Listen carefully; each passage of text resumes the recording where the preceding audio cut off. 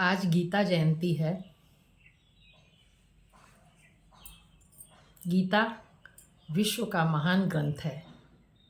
ये अपने आप में एक अनूठा, अनुपम, अनोखा ग्रंथ है। कृष्ण भगवान ने अर्जुन को जो उपदेश दिया था उसमें जीवन का सार है और वही है गीता के रूप में है। गीता किसी एक धर्म का ग्रंथ नहीं है। विश्व के किसी भी धर्म को मानने वाला मनुष्य इस ग्रंथ को पढ़कर अपने मनोनुकूल मार्ग चुनकर और बहुत अच्छा जीवन जी सकता है। वह मार्ग भक्ति का हो, ज्ञान का हो या फिर कर्म करने का। विश्व के प्रत्येक व्यक्ति में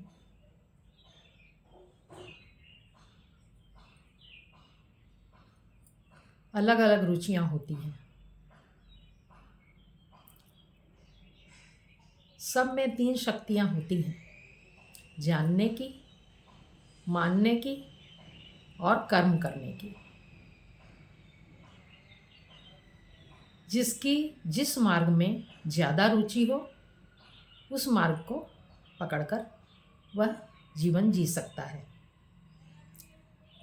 जानने की रुचि वाला ज्ञान योग द्वारा, मानने की रुचि वाला जो व्यक्ति भावपूर्ण है वह भक्ति योग द्वारा, और जिसमें कर्म करने की इच्छा है वह कर्म योग द्वारा जीवन में आगे बढ़ सकता है।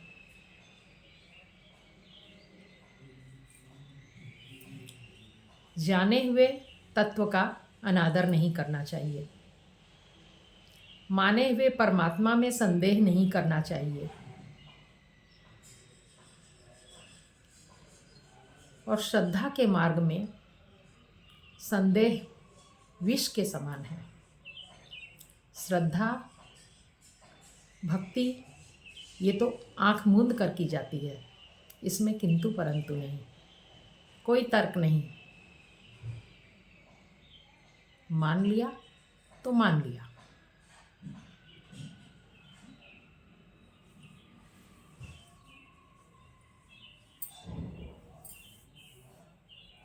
भक्ति के मार्ग में भगवान को समर्पण करने का भाव है।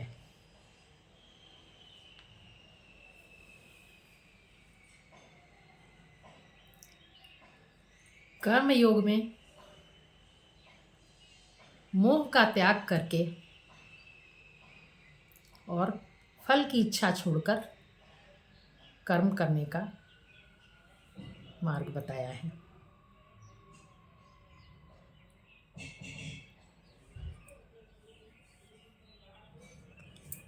और भगवान कृष्ण ने आत्मा और शरीर के बारे में बताया है कि आत्मा कभी नहीं मरती, मरता शरीर है।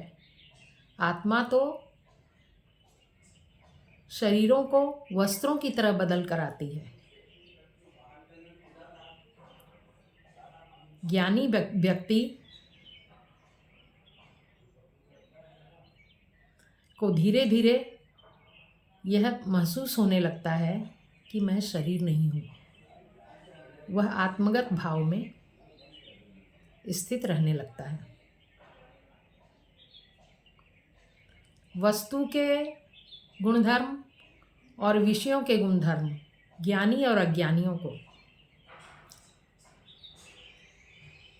समान रूप से प्रभावित करते हैं, किंतु उनको अलग अलग अनुभव होता है।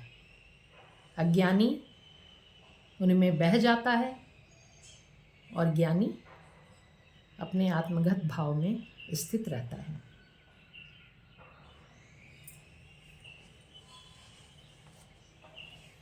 वैसे तो इस संसार में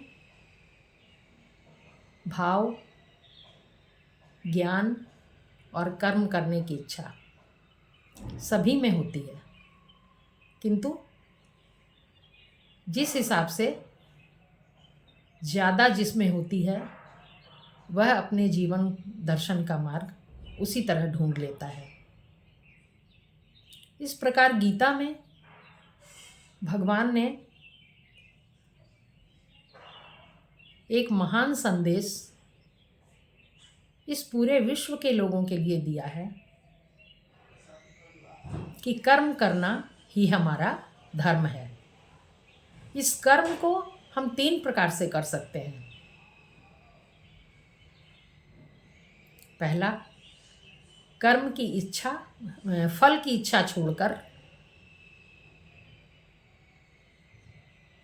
कर्म करें।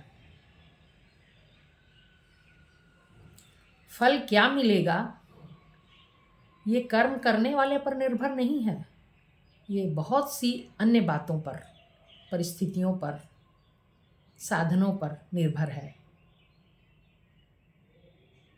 तो हम सिर्फ अपनी पूर्ण त्वरा के साथ, अपनी पूर्ण शक्ति के साथ कर्म कर सकते हैं, फल को नहीं प्राप्त कर सकते। फल मिलने में और बहुत सारी चीज़ें आती हैं। दूसरी बात है कि हम जो कर्म करते हैं उनको, जो भी कर्म करें, सब भगवान को अर्पण कर दें, तो भी हम कर्म से नहीं बंधेंगे। तीसरा, हम कर्मों में कर्तापन का भाव छोड़ दें कि हम काम कर रहे हैं, ये भाव हम त्याग दें।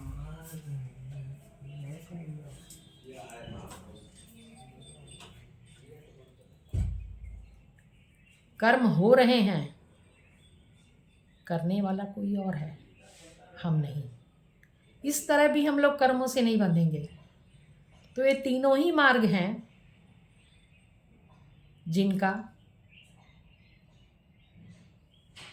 अनुकरण करके, इनमें से कोई भी मार्ग चुन ले तो हम बहुत अच्छी तरह से अपने जीवन को जी पाएंगे और कर्म करने में कोई भी परेशानी नहीं होगी। ये भगवान ने हमें अपनी अपनी रुचि के अनुसार चुनने के लिए मार्ग दिए हैं। ये भगवान कृष्ण ने पूरे विश्व को एक महान संदेश इस महान ग्रंथ के द्वारा दिया है। यह ग्रंथ सदा से ही विश्व के सभी मानवों के लिए प्रेरणास्पद, जीवन को जीने का ढंग सीखने के लिए, जीवन दर्शन चुनने के लिए सदा प्रेरणा स्रोत रही है। ये प्रेरणा स्रोत थी, है और सदा ही रहेगी।